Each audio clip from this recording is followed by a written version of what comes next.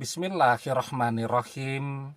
Assalamualaikum warahmatullahi wabarakatuh. Bapak-bapak, ibu-ibu, mas-mas, mbak-mbak, khususnya adik-adikku sekalian yang dirahmati Allah dimanapun Anda berada. Kembali di IIP Channel bersama saya, IIP Wijayanto. Kali ini kita akan membahas tema jika mantan yang sudah bekasnya orang ketiga mau kembali, apakah kamu masih mau menerimanya? Jadi mungkin kita sekarang masih penasaran dengan mantan. Tetapi ya, ketika mantan akan kembali dan mantan ini sudah bekasnya orang ketiga, artinya kan kalau mantan itu bersama orang ketiga, mantan ini sebenarnya sudah diacak-acak tuh sama orang ketiga ya. Misal ya, seorang suami yang selingkuh ya dengan orang ketiga. Apa yang mereka lakukan ketika mereka berselingkuh? Ya, misal ya, mereka berzinah. Artinya kan kalau namanya orang berzinah kan sudah diacak-acak tuh mantan tuh ya. Artinya mantan itu selain berdosa ya, juga sudah bekasnya orang ketiga. Nah, pertanyaannya, dengan kondisi mantan yang seperti itu, apakah kita benar-benar mau menerimanya ya? Karena apa? Ketika mantan minta balik, artinya mantan ini sudah seseorang yang tidak menarik lagi nih bagi selingkuhannya. Artinya kalau sekarang mantan itu masih bersama orang ketiga masih betah bersama mantan, itu tanda bahwa mantan masih semenarik mantan saat masih bersama kita, dan itu membuat kita masih penasaran kepada dia. Tapi begitu mantan dicampakkan oleh orang ketiga, artinya kan sudah terjadi tuh banyak perubahan pada diri mantan yang membuat orang ketiga sudah tidak tertarik lagi bersama mantan, sudah kehilangan minatnya kepada mantan. Nah, sekarang mantan yang sudah bekasnya orang ketiga minta balik kepada kita. Nah, pertanyaannya, apakah kita masih mau menerima dia? Apa sih kira-kira perubahan pada diri mantan selain tadi mantan sudah diacak-acak oleh orang ketiga yang membuat orang ketiga sudah kehilangan minatnya kepada mantan? Nah, jadi yang pertama nih ya, misal di dalam perjalanannya ternyata bersama orang ketiga mantan jadi sakit-sakitan. Kenapa? Karena orang ketiga mintanya macam-macam. Mantan harus bekerja sekeras-kerasnya, bekerja melampaui kemampuan fisiknya, daya tahan fisiknya. Misal kalau orang sudah umur 40 tahun ya, kelihatannya masih muda, tapi sebenarnya di usia itu orang sudah mulai menua tanpa mereka sadari. Sudah beda tuh dengan usia 30, 25 tahun ya, yang fisik itu masih bisa dipaksa, bahkan untuk bekerja tanpa istirahat. Tapi kalau sudah usia 40 tahun ya orang harus sudah mulai pandai-pandai lah ya untuk memilih-milih. Misal contoh sederhananya olahraga ya. Kalau masih 30 tahunan, olahraga yang butuh speed, power gitu. Ya seperti misal main sepak bola, itu kan butuh energi yang sangat besar tuh. Karena saya juga dulu pernah jadi pemain sepak bola amatir ya. Saat masih sekolah, SMA, saat masih kuliah itu. Dan saya tahu persis tuh, ya bahwa yang namanya olahraga sepak bola itu dibutuhkan daya tahan fisik yang luar biasa. Nah, makanya pemain-pemain sepak bola yang hebat itu, yang punya karir bertahannya tuh lama gitu ya, seperti misal ya, kita lihat di Milan, AC Milan itu ada Paolo Maldini. Itu pensiun di usia 40 tahun. Ya. Kenapa dia bisa bertahan selama itu? Karena posisinya sebagai bek kiri. Jadi kalau biarpun dia termasuk kategori bek modern ya, atau bek sayap modern. Jadi zaman dia masih muda tuh kita kagum tuh, karena Paolo Maldini ini selain bek ya, pemain bertahan, dia juga sering membantu menyerang. Ya, itu namanya bek sayap modern. Itu zaman Piala Dunia tahun 94 tuh. Ketika di final Italia dikalahkan oleh Brazil.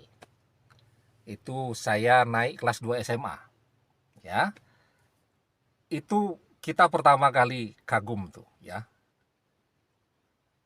Apa namanya, Italia itu kan memang terkenal sepak bolanya bertahan. Catenaccio.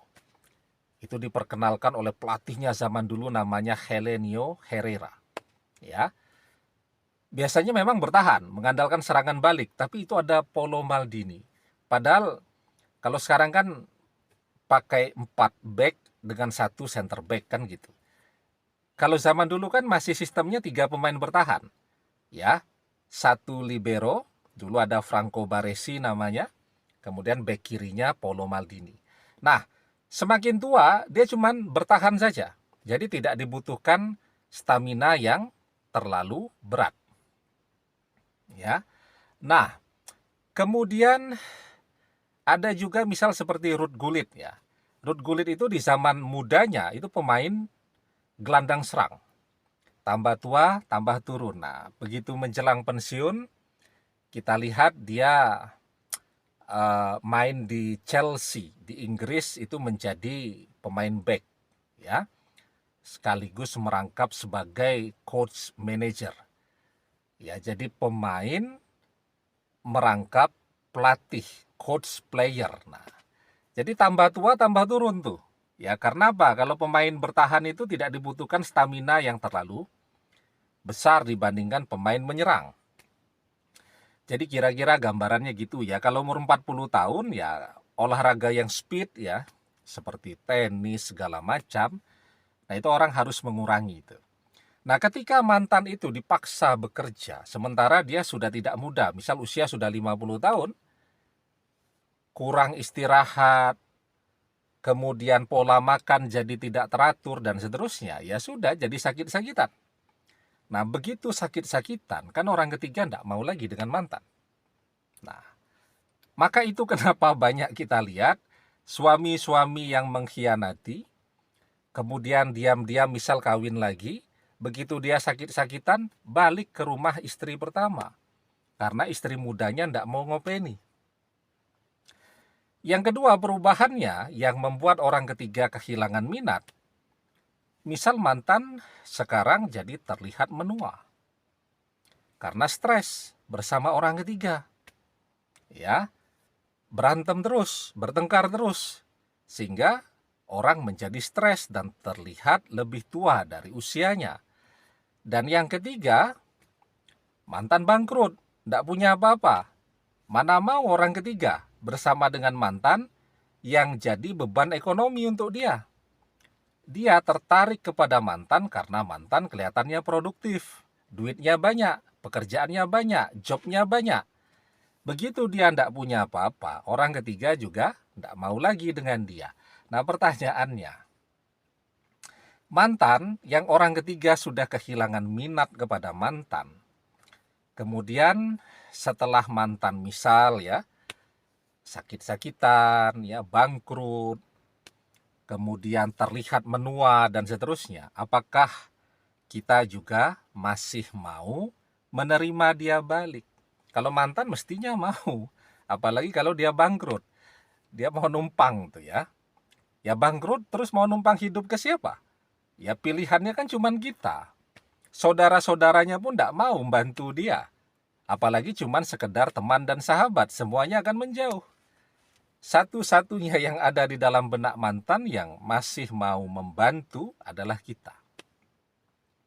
Nah, maka pertanyaannya, apakah kalau kita menunggu mantan sementara tadi ya, mantan sudah diacak-acak nih oleh orang ketiga, itu tidak menjadi sesuatu yang sia-sia. Ya, karena nanti mantan yang balik itu kualitasnya sudah sangat berbeda dengan mantan yang ada di dalam benak kita. Mantan yang masih keren kan kalau mantan yang ada di dalam benak kita. Sementara bersama orang ketiga dia akan mengalami begitu banyak perubahan dan kemunduran. Nah, tapi ya, kalau kita memang betul-betul mencintainya, artinya ya apapunlah keadaannya, mantan sudah bekasnya orang ketiga kah, mantan sudah diacak-acak kah, mantan bangkrut kah, kita tetap mau menerimanya. Artinya cinta kita itu betul-betul cinta yang sejati kepada mantan. Ya tentu menunggu tadi boleh-boleh saja ya. Artinya apa? Ya kita tidak bisa juga mengandalkan mantan sekarang. Mantan baru akan balik ketika dia bangkrut. Maka agar ketika mantan balik, ya, hidup kita tetap nyaman, hidup kita tetap enak dan berkecukupan, maka kuncinya kan kita yang harus punya duit. Nah, maka itu kenapa kalau kita memang masih mau menunggu mantan, kita harus tetap kerja keras. Karena besar kemungkinan mantan yang balik nanti tidak punya apa-apa. Ya, dan insya Allah kalau manusia mau kerja keras, Allah akan berikan rezeki untuk dia. Wa alaysa lil insani illa masya'a. Dan bahwasanya seorang manusia tiada memperoleh selain apa yang telah diusahakannya. Demikian, semoga bermanfaat. Wallahu a'lam bissawab, billahi taufiq wal hidayah. Assalamualaikum warahmatullahi wabarakatuh.